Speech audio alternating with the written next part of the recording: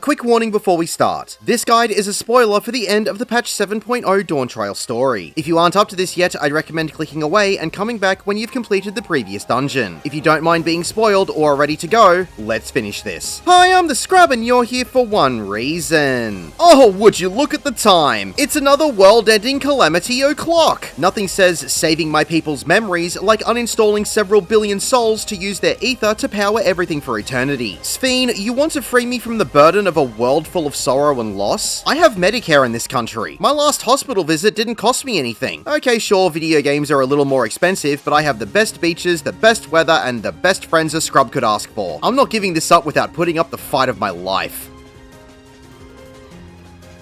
Time to learn about the Interphos. Simplified.